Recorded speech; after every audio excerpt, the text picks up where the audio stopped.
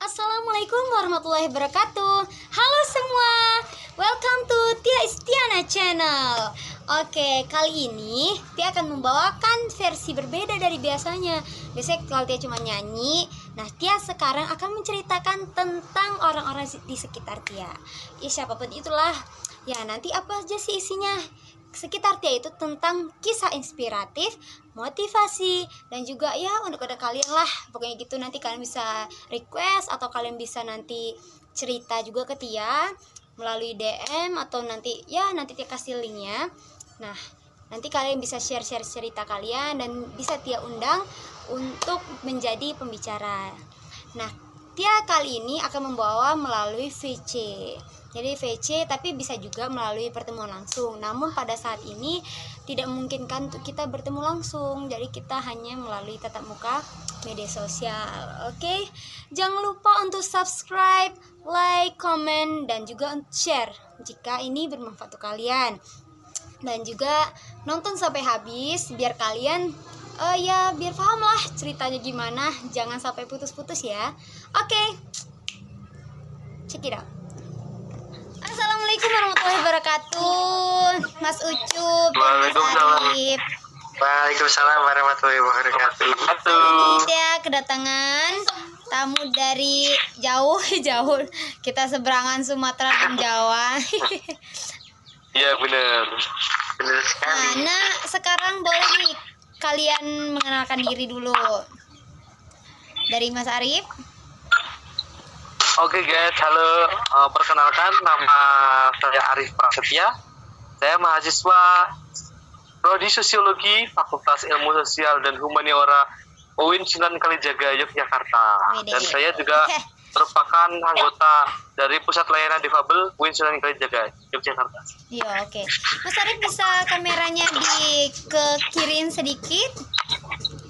Ya. Kekirin lagi kameranya. Kiri apa Ini? kanan sih? Kanan ya? Oh. Ah, iya. Tadi itu kanan ya? Oke. Kayaknya itu. Iya. Soalnya ini kan PC ya. Jadi sekarang Oke. Siap. Sekarang Mas Ucup lagi perkenalkan diri.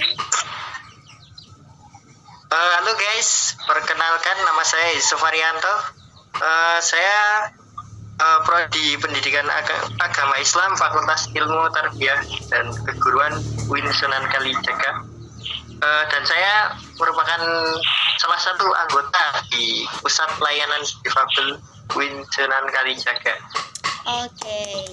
Nah, sekarang kita itu lagi ngomongin tentang hidup itu bersyukur. Jadi menurut kalian itu apa sih definisi hidup bersyukur itu gimana gitu? Menurut kalian sebagai difabel, ya boleh dari Mas Arif dulu. Oke, dari saya, jadi menurut saya sendiri bersyukur itu adalah proses di mana kita dapat menerima diri sendiri atau bisa dikenal dengan penerimaan diri. Jadi setelah kita mampu menerima diri sendiri dengan situasi apapun, dengan keadaan apapun, itu baru yang namanya kita bisa bersyukur dengan apa yang sudah diberikan oleh Allah SWT. Iya. Oke, sekarang Mas Ucup lagi. Oke, dari saya mensyukuri hidup adalah bagaimana cara kita pandai dalam menikmati hidup ini. Ya lebih ya kita enjoy lah dalam menikmati hidup ini, apapun yang terjadi dan bagaimanapun keadaan kita, apapun kekurangan kita, begitu. Bagus. Nah, sekarang saya mau nanya nih, kegiatan kalian apa aja sih yang aktif sekarang itu gitu? Jadi kegiatan yang aktif ya, yang saya lakukan yang aktif ini ada musik, kemudian ada kegiatan sosial, terus ada kegiatan dari organisasi. Nah, organisasi juga aktif, terus aktif juga di ikut-ikut kayak seminar online dan sebagainya. Jadi semua kegiatan yang saya lakukan ini semoga bermanfaat gitu, semoga. Oke. Mas Ucup sendiri gimana?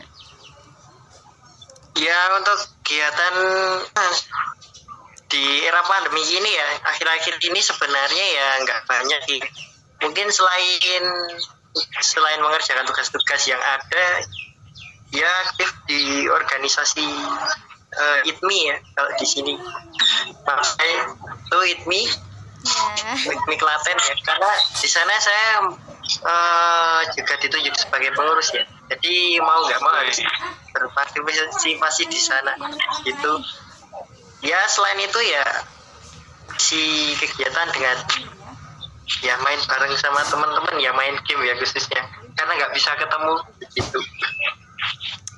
Nah, kalian itu juga aktif kan di bidang seni, kayak misalnya gitar di Mas Arif ya, biasanya gitar tuh. Nah, piano misalnya Mas Yusuf, biasa kita nyanyiin di Gita Divana. Halo teman-teman Gita Divana yang nanti nonton. Ini ada teman-teman kita yang suka ngirim musik ya. Jadi kita juga sering ngisi-ngisi nyanyi di dalam ruangan difabel kita kan di UIN. Nah, sekarang itu Tia mau nanya gitu. Dari sejak kapan sih kalian merasakan hidup kalian itu ya gimana sih berbeda dari orang lain gitu? Mulai merasa menjadi seorang difabel itu gimana, dan gimana cara kalian ngatasinya gitu? Dari saya sendiri sih, kebetulan dari keluarga ini mayoritas adalah difabel. Kemudian yang saya rasakan ya dari mulai ini saya umur 6 baru nyadar kalau saya ini adalah seorang difabel, karena di waktu itu saya merasa berbeda dengan yang lain dari segi permainan. Ketika teman-teman ini bisa sepak bola dengan lancar, kok aku enggak. Dan kemudian dari situ saya juga akhirnya menerima kondisi ini dengan lapang dada, karena teman-teman ternyata mendukung sepeda mau. Nah dari situ akhirnya sudah bisa melakukan penerimaan diri. Kemudian dari orang tua, dari keluarga pun sangat memberi banyak ilmu, banyak pengetahuan seperti ilmu kemandirian, terus dari banyak pengetahuan seperti orientasi mobilitas juga diajarkan. Akhirnya setelah sekarang merantau ke kota Jogja ini, ya jadi lebih mandiri, bisa mengurus diri sendiri dan bisa berkarya, bisa beraktivitas seperti orang wadahnya. Iya. Sekarang Mas Ucup gimana? Sejak kapan sih gitu? Ya kalau oke. Kalau saya sendiri ya awalnya itu nggak nyadar kalau saya itu beda dengan teman-teman lain, karena sebetulnya itu ya saya sendiri itu dapat berbaur dengan mereka dan dapat melakukan hal yang sama dengan mereka ya itu. Dan itu karena ya mereka percaya kalau saya bisa melakukan hal yang sama dengan mereka. Misal mereka bisa bisa naik sepedaan bareng gitu. Nah puncaknya waktu saya menyadari kalau ternyata saya ini berbeda, itu tepatnya waktu kelas 3 SD ya. Yaitu teman-teman mungkin udah pada sibuk sendiri, mempunyai teman bermain sendiri dan sebagainya. Saya mulai kesepian. Nah sejak itu saya mulai mencoba-coba menggali potensi. Ya awalnya bermain musik ya, karena yang saya tahu difabel tunanetra hanya bisa main musik. Nah puncak perubahannya itu ketika saya pindah di SLBA AT Klaten ya. Itu dari sana saya mulai dapat banyak ilmu dan mulai dapat banyak pengetahuan. Kalau sebenarnya tunanetra itu bisa melakukan banyak hal seperti ya main musik, catur, komputer dan lain-lain. Iya, bener. Tia juga selama di Jogja juga alhamdulillah ya melihat orang yang walaupun dia punya kekurangan tapi mereka itu kayak merasa, bahkan Tia melihat mereka gitu kan, mereka itu kayak nggak pernah merasa kekurangan, malah mereka itu dari kekurangan itu mereka bisa mencari hal-hal lain yang bisa menutupi kekurangan mereka. Ya kayak misalnya ada mereka bisa nyanyi, mereka bisa. Kadang-kadang mohon maaf gitu, kadang banyak orang-orang yang sempurna, orang-orang yang hanya karena hanya karena ditinggal orang tuanya atau hanya karena ya macam-macam sih. Ya kalau mungkin anak-anak banget ya mungkin nggak paham ya. Tapi kalau misalnya yang sudah seumur kita pasti mereka paham gitu. Seharusnya harus bagaimana gitu. Tapi mereka malah merendahkan diri sendiri lagi gitu. Bahkan ada yang sudah lengkap keluarga, fisik sudah lengkap, semuanya sudah lengkap pokoknya gitu. Tapi mereka tuh sering merasa kalau mereka itu nggak bisa, apa-apa nggak bisa gitu. Bilangnya aku nggak bisa, aku ini aduh apa sih, aku bukan siapa-siapa, nggak kayak dia yang ini, yang hebat yang ini. Jadi selalu melihat yang ke atas. Jadi menurut kalian gimana sih hal itu harus diatasi? Oke, jadi untuk teman-teman khususnya milenial, jadilah saya juga seperti kalian ya. Jadi saya juga seperti kalian, saya juga dengan mager, juga pernah galau, pernah pokoknya apa ya rasanya tuh ya di posisi keambiran itu dalam menghadapi sebuah ujian. Tapi ya kita harus sadar bahwa sebenarnya setiap orang itu mesti mempunyai sebuah kelebihan yang diberikan oleh Tuhan. Jadi namun untuk mencari sebuah passion dari setiap individu ini butuh yang namanya banyak sekali pengalaman, mulai pengalaman baik dari akademik maupun non akademik. Nah, disinilah tugas kita sebagai anak muda, sebagai milenial untuk silahkan mencari pengalaman sebanyak-banyaknya supaya menemukan passionnya kelak. Karena dari situlah nanti kita akan menemukan passion kita. Dan nyaman itu terkadang menipu. Jadi ingatlah dengan nyaman yang menipu, sehingga kalau ketika kita ada musibah di situ atau ada sebuah kegalauan, ya silakan ambil hikmahnya dan segera mencari solusi yang tepat melalui pengalaman sebelumnya. Oke, keren. Gimana Mas Ucup? Ya buat teman-teman ya, apa yang dialami Mas Arif dan teman-teman yang pernah teman-teman alami semuanya itu, saya juga pernah mengalami juga ya sebenarnya. Saya juga pernah galau, pernah gagal dan selainnya. Tapi setidaknya yang membuat saya pas itu karena saya berani mencoba. Jadi ya prinsip saya itu lebih baik tapi pernah mencoba daripada tidak pernah sama sekali. Iya, dan iya, boleh. Ya, nyoba apa? ya. Sekarang apa lagi ya? Itu dia nyangkut lagi. Jujur ya, suka salut sama kalian yang tetap bersyukur walaupun dalam keadaan yang mungkin tidak seperti kami gitu. Tapi kalian tetap bisa mengoptimalkan apapun kemampuan. Ya, pasti masih punya kelebihan lah ya. Bukan walaupun cuman mata yang tidak bisa melihat, tapi masih bisa punya tangan, punya kaki gitu kan, masih punya mulut. Semua digunakan dengan manfaat gitu. Nah, terus apa ya? Pernah nggak sih kalian itu dibully atau ya tidak dihargai? Lalu apa cara kalian untuk mengatasi, misalnya kalau ada yang membuli kalian atau tidak suka atau bagaimana gitu cara kalian untuk mengatasinya? Jadinya kehidupan itu pasti kita mengalami yang namanya bullying, diskriminasi, apalagi yang sekarang baru ramai itu namanya rasisme. Nah, tapi jadi setiap yang namanya kita tuh juga pernah mengalami diskriminasi, dan saya sendiri pun contohnya ya diskriminasi yang saya alami ini ketika dulu pernah saya antri di Indomaret atau di Alfamart gitu, ada orang yang ngomong ternyata tunanetra itu kalau antri lama gitu katanya. Terus ada kemudian pernah di sebuah warung gitu ada yang ngomong, penjualnya tuh ngomong